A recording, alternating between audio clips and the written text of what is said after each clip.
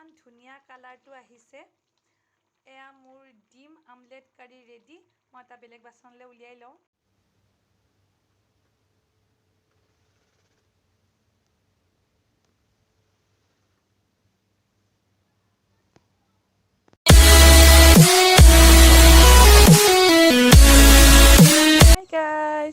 মই মণি চৌধুৰী আপোনালোকক পুনৰবাৰ স্বাগতম জনাইছোঁ মোৰ চেনেল মণি চৌধুৰী মনৰ কথালে। আশা কৰিছোঁ আপোনালোক ভালেই আছে। আপোনালোকৰ আশীৰ্বাদত ময়ো ভালেই আছোঁ। যদি আজি প্ৰথমবাৰ কোনোবাই মোৰ এই চেনেলটো চাইছে তেনেহ'লে মোৰ এই চেনেলটোক লাইক, ছাবস্ক্ৰাইব এণ্ড শ্বেয়াৰ কৰিবলৈ নাপাহৰিব। আৰু ভিডিঅ'বোৰ চাইনো কেনেকুৱা লাগে মোক কমেণ্ট কৰি জনাব। আপোনালোকৰ কমেণ্টেই মোৰ উৎসাহৰ কাৰণ। তো এতিয়া মই এইখিনিতে সামৰিম বুলি নহয়, একচুৱেলতে এতিয়া মই এইখিনিতে আৰম্ভ কৰিছোঁ আৰু মই অকণমান পিছতে ক'ৰবালৈ যাম। মইনো ক'লৈ যাওঁ ব'লকচোন মোৰ লগত চাই থাকিবহি। এতিয়া এনটি ষ্টুডিঅ'ত আৰু মই এতিয়া অকণমান পিছতে ভিতৰলৈ যাম। ভিতৰতনো কি আছে কি হৈ আছে আপোনালোকক দেখুৱাবলৈ চেষ্টা কৰিম। এইখন যে দেখিছে, এইখন মোৰ একদম ফেভৰেট পিকচাৰ। মই বহুত ভাল পাওঁ এই পিকচাৰখন। Last train.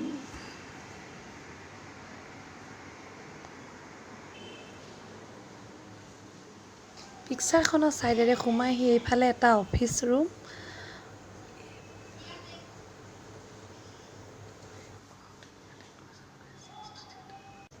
তাৰপিছতে ডাবিং ৰুমটো আৰু তাত চলি আছে জেংবৰা নামৰ অসমীয়া বোলছবিখনৰ ডাবিং।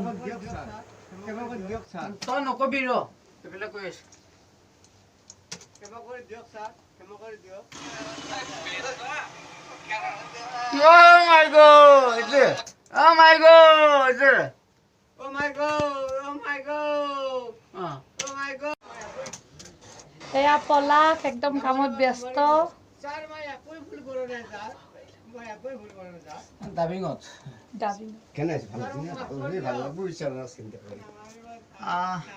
নমস্কাৰ, আকৌ লগ পালোঁ। ডাবিঙত আছোঁ।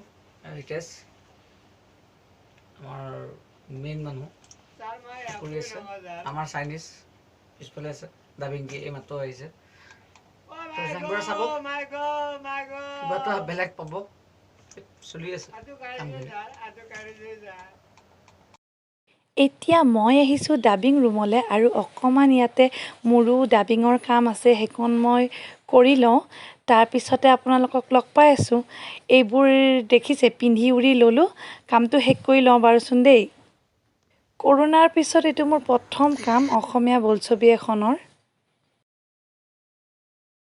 এতিয়া মই বাছত আৰু ঘৰ গৈ আপোনালোকক লগ পাই আছোঁ।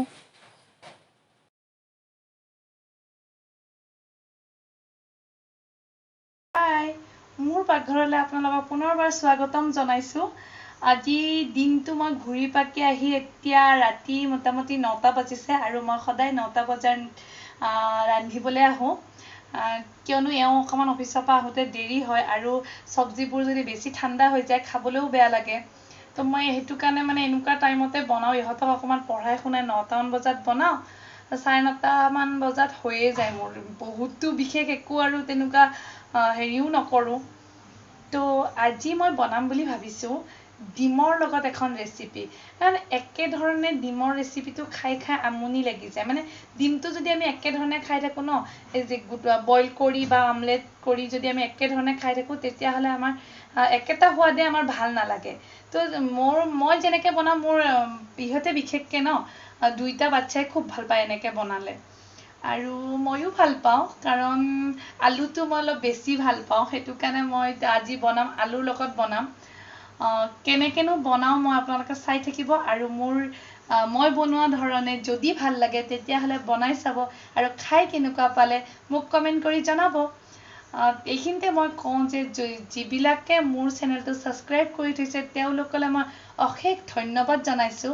আৰু যিবিলাকে আজি প্ৰথমবাৰৰ কাৰণে মোৰ এই ভিডিঅ'টো চাইছে তেওঁলোকে যেন মোৰ চেনেলটো ছাবস্ক্ৰাইব কৰি দিয়ে, লাইক কৰে আৰু বেল আইকনটো বজাই থয়। তেতিয়াহে মোৰ নেক্সট ভিডিঅ'বোৰ আপোনালোকে টাইম মতে চাব পাৰিব। তো আহকচোন ৰেচিপিটো আৰম্ভ কৰোঁ। মোৰ ৰেচিপিটোৰ কাৰণে লৈছোঁ, প্ৰথমতে আপোনালোকক দেখাওঁ, এইটো মই অন্নপূৰ্ণা ঘি লৈছোঁ। তাৰপিছত 2টা পিঁয়াজ লৈছিলোঁ বাৰু, কিন্তু এটা মই এনেকৈ মিহি মিহিকৈ কুটি লৈছোঁ। আদা নহৰু এইটো মই দালচেনি লৈছো স্পেচিয়েলি মানে দালচেনিটো আৰু তাৰ পিছত জলকীয়া নিজৰ আন্দাজ মতে যেনেকৈ খাই ভাল পায় আৰু মেইনটো ডিমকিটা লাগিবই কিয়নো যিহেতুকে ডিমৰ ৰেচিপি আৰু লগত লৈছো মই এয়া আলুখিনি মই বইল কৰি লৈছো প্ৰথমতে মই ডিমকিটা অমলেটৰ কাৰণে ৰেডি কৰি লম ডিমকিটা ভাঙি মই অমলেটৰ কাৰণে ৰেডি কৰি লম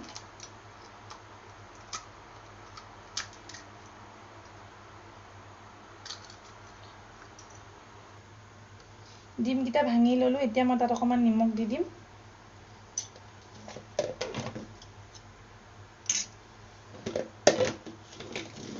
তাৰ পিছত এয়া কুটি থোৱা পিয়াজখিনি মই দি দিম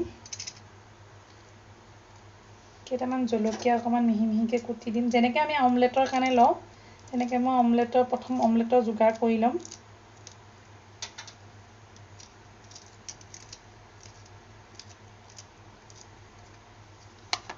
তাৱাখন পাতি লওঁ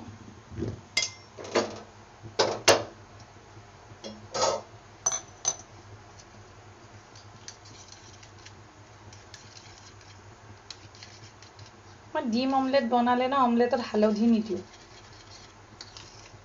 হালধি দিলে মানে কি হয় হালধিবোৰ মিক্স নহয় কৰবাত গোটা গোটাকে লাগি ৰয় তাৰপিছত মুখত আহাৰ পিছত টেষ্টটো বহুত বেয়া লাগে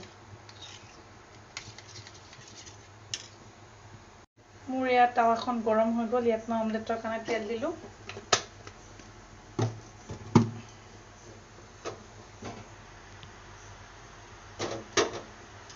তাৰপিছত এই গুলি লোৱা মানে মিশ্ৰণখিনি ধুনীয়াকৈ মই দি দিম তেলটো গৰম হৈয়ে গ'ল কাৰণ তাৱাখন বহুত গৰম হৈ আছিল ন সেইটো কাৰণে তেলটো গৰম হৈয়ে গ'ল তো ইয়াত মই এতিয়া এই গুলি লোৱা ডিমখিনি দি দিছোঁ ধুনীয়াকৈ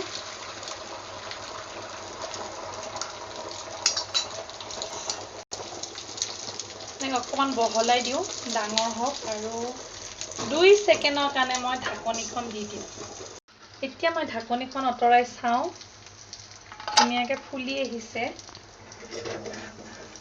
মই অকমান ৰোল টাইপ কৰি দিম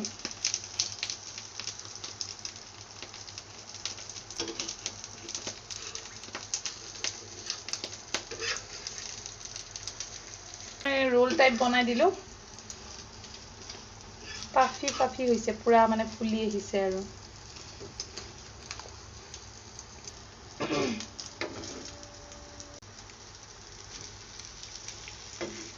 দুইটা সাইডৰ পৰা একদম ধুনীয়া ব্ৰাউন কালাৰ আহিছে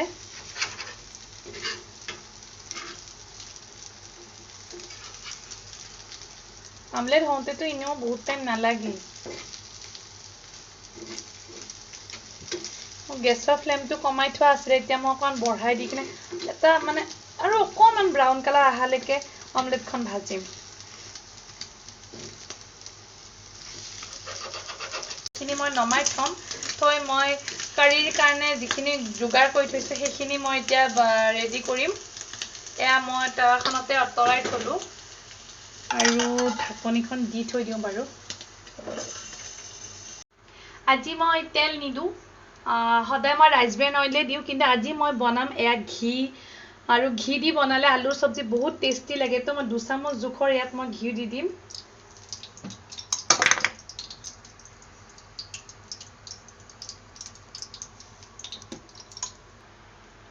ইয়াত মই প্ৰথমতে গোটা মছলাখিনি দি দিম এয়া মই দিছো গোটা জিৰা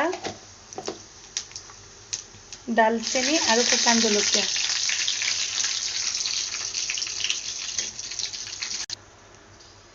এইখিনি ভজা হৈ গৈছে ইয়াত এতিয়া মই দিম আদা নহৰু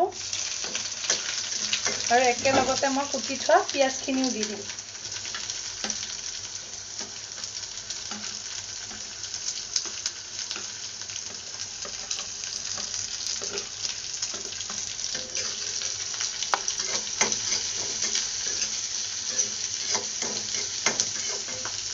যেহেতু আমাৰ ঘৰৰ সবে জ্বলা খাওঁ হেতু কাৰণে মই ইয়াত লগতে কেঁচা জলকীয়া কেইটামানো দি দিছো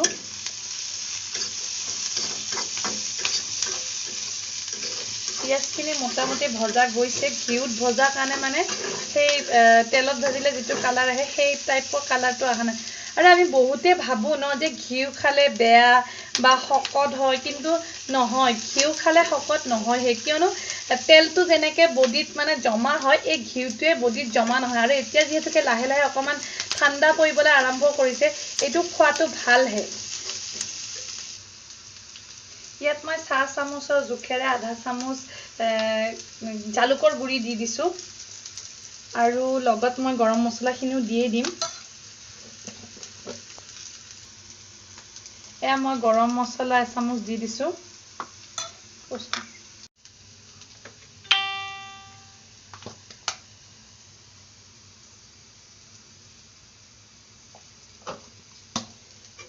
মই ইয়াত এতিয়া গোটেইখিনি মছলা দি ল'লোঁ, আৰু পিঁয়াজখিনিও ভজা গৈছে। অকণমান পানী দি ল'ম মই।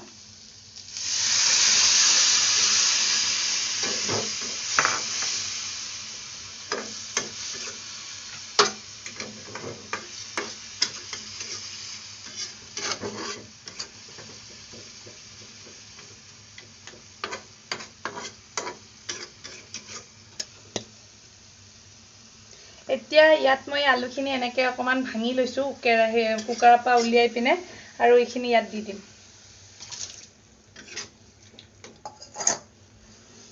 এয়া চাওক, আলুখিনিও ভজা হৈ গৈছে। ইয়াত মই গৰম কৰি থোৱা পানী দি দিম। এইপিনে মই পানী গৰম হ'বলৈ দি থৈছিলোঁ, ইয়াত মই গৰম পানীখিনি দি দিম। পানীটো আপোনালোকে জোখমতে দিব। নিজে যদি বেছি পনীয়া খাব বিচাৰে তেতিয়াহ'লে বেছি পানী দিব, আৰু যদি অকণমান কম পনীয়া খাব বিচাৰে তেতিয়াহ'লে মানে বেছি পনীয়া হ'লে কিন্তু সোৱাদ নালাগে।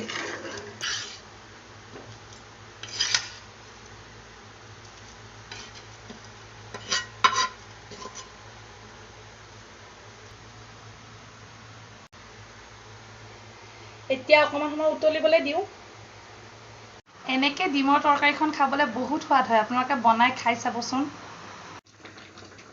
যদি ঘৰত ক্ৰীম থাকে তেতিয়াহ'লে ক্ৰীম দি দিব, আৰু যিহেতুকে মোৰ ওচৰত ক্ৰীম নাই, সেইটো কাৰণে মই আধা কাপমান জোখেৰে ইয়াত গাখীৰকে দি দিম।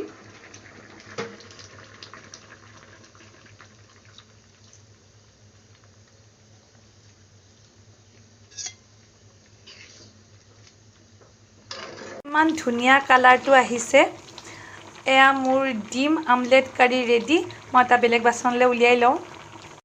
এয়া মই সুন্দৰকৈ এইটো পাত্ৰত উলিয়াই লৈছোঁ, আৰু আপোনালোকে এনেকৈ বনাব, খাব। মইতো বাৰ বাৰ কৈ আছোঁ যে বনাব আৰু খাব। কিয়, মই জানো যে প্ৰথম অৱস্থাত ভবা যায় যে কি এনেকৈ অমলেট কৰি বনাইছে, কিন্তু এবাৰ খাই চালে গম পাব যে এনেকৈ অমলেট কৰি বনায়ো বহুত সোৱাদ লাগে। তো আজিলৈ বাই বাই।